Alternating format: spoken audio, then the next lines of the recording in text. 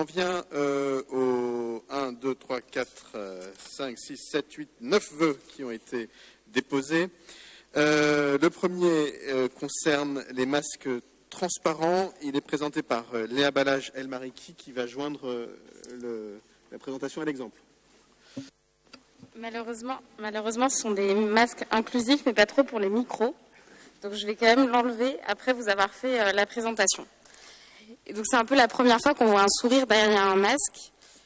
Dans le métro, dans la rue, finalement, la crise sanitaire nous a un peu empêché cet esprit de convivialité que certaines et certains peuvent manifester dans l'espace public en déplaise aux stigmates qui sont souvent affiliés aux Parisiennes et aux Parisiens. Et ce masque, il a été offert par Maud Géril, que j'ai rencontré lors de du forum des associations. Et c'est une personne malentendante, responsable d'une association pour personnes malentendantes. Et elle m'a expliqué à quel point, depuis la crise sanitaire, déjà le confinement était compliqué pour elle, mais la crise sanitaire et l'obligation de porter le masque et dans les espaces clos et maintenant dans la rue l'empêchaient complètement d'avoir des interactions sociales puisqu'elle ne peut plus lire sur les lèvres. Or, c'est la seule manière qu'elle a pour pouvoir communiquer avec les personnes entendantes qui ne connaissent pas la langue des signes. Et donc on en rigole quand on présente le masque, et je vous ai fait mon défilé, mais en réalité ce n'est pas drôle d'exclure des dizaines de milliers de personnes.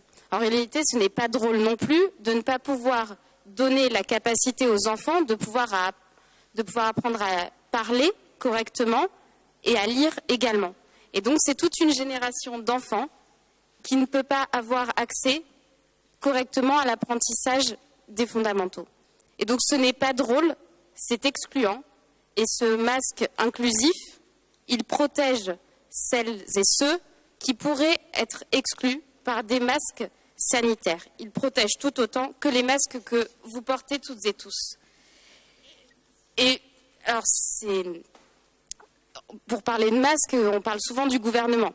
Alors, Jean-Michel Blanquer, au début du mois de septembre, avant qu'il ne se préoccupe des jupes des filles, nous expliquait qu'il allait commander 300 000 masques à destination notamment des enfants et des enseignants qui pouvaient être confrontés face à un public d'enfants soit en situation de handicap, soit en situation de difficulté d'apprentissage. Et comme souvent, dans les crises liées à la gestion des masques, les villes sont les premiers filets de sécurité des habitantes et des habitants. Ce n'est pas été que le cas pour les masques, c'était aussi celui de la distribution alimentaire, de l'accès aux soins, l'accès aux tests. Et encore merci à la mairie du 18e arrondissement et à la mairie de Paris d'avoir mis en place des dispositifs qui permettent à toutes et tous de pouvoir accéder à des tests et donc de pouvoir aussi ensuite se confiner si on en a besoin et arrêter de contaminer ses proches. Et donc encore une fois, c'est les villes qui sont en première ligne pour répondre aux manquements du gouvernement. Donc ce vœu, il est là pour interpeller la majorité, l'exécutif, sur les dispositions sur les dispositifs mis en œuvre pour pouvoir permettre et aux personnes en situation de handicap malentendantes et aux enfants et donc à leurs enseignants d'avoir accès à des masques inclusifs transparents. Merci beaucoup. Alors, s'agissant d'une question qui a trait aussi bien à la petite enfance qu'aux questions de handicap, je proposais d'abord à Victoria Barrigan de pouvoir dire quelques éléments de réponse, puis Nadia Benakli, et je crois que Jacques Galvani voudra aussi dire un mot.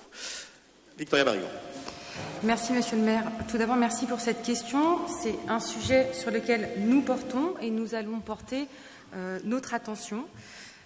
Évidemment, comme l'a souligné Néa, il y a deux pans sur ce sujet. Il y a effectivement le pan des personnes en situation de handicap, sourds et malentendantes, mais également, et il ne faut pas l'oublier, la petite enfance, puisque nous sommes dans un contexte où l'obligation du port du masque va se prolonger et le port du masque est notamment obligatoire dans les crèches pour les personnes face aux bébés et aux enfants en pleine période d'acquisition du langage, quand elles sont plusieurs adultes en présence des enfants. Donc nous avons posé la question à la DFPE et au service au niveau parisien, qui nous a informé qu'effectivement 5000 masques dits inclusifs ont été commandés en août 2020 et qui seraient livrés fin septembre. Il s'agit de masques qui sont lavables une vingtaine de fois et qui sont principalement fabriqués par des entreprises de l'économie sociale et solidaire. Donc, concernant ce point, et en particulier donc, sur le 18e, la CASP nous a informé qu'une vingtaine de masques avaient été commandés à destination des enfants sourds et malentendants sur l'arrondissement et 5 pour les agents sourds et malentendants. Évidemment, nous allons, comme je vous l'ai dit, suivre ce dossier de près et de sorte à ce que dès qu'on a un peu d'éclaircissement sur les premières livraisons et sur la filière d'approvisionnement, cela puisse être étendu aux personnels qui sont face et en lien avec les enfants de façon prolongée et quotidienne. Merci. Merci beaucoup. Nadia Benakli. C'est bon ? Merci Monsieur le Maire, merci Victoria pour ces éléments. Oui, ces masques sont nécessaires pour les personnes sourdes et malentendantes. Ils sont aussi nécessaires pour toutes les personnes, en tout cas qui accueillent ces personnes-là dans les collectivités, les crèches, les écoles, parce qu'ils peuvent être un frein pour les apprentissages et pour les interactions sociales. Et c'est pour ça que la mairie de Paris a commandé 5000 masques en début août. Mais il est question aussi d'équiper tous les agents des établissements sociaux et médico-sociaux qui accueillent des personnes sourdes, mais pas uniquement. Ça peut être aussi pour les personnes accueillant des personnes autistes qui peuvent être en difficulté parce que ces masques classiques peuvent les perturber. Le secrétariat général a prévu de faire une commande, en tout cas sans attendre prochainement, mais il y a quand même une pénurie d'approvisionnement qui est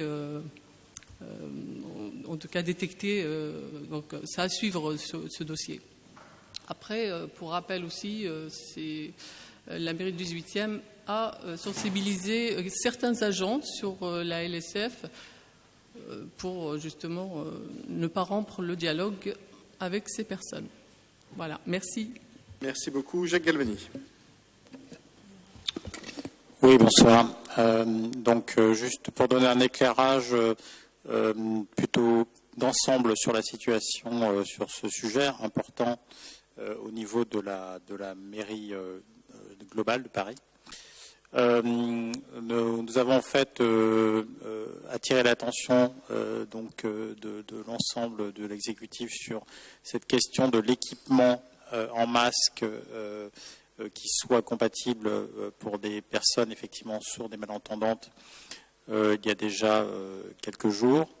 La direction des ressources humaines de la ville et l'adjoint en charge des ressources humaines, donc Étienne Guillou, se sont saisis de la question et sont en train donc de voir comment on peut à la fois déterminer quel est le bon périmètre, c'est-à-dire quels sont les agents qui sont concernés en priorité pour cet équipement, et puis bien sûr les modalités pratiques de fourniture, d'appel d'offres, de fourniture et d'approvisionnement en masques inclusifs. Alors ces masques inclusifs, ça pose évidemment deux aspects. D'abord l'équipement, la communication entre des agents qui eux-mêmes sont en situation de handicap et puis des collègues. Et puis bien sûr l'accessibilité des services publics aux administrés qui sont sourds malentendants.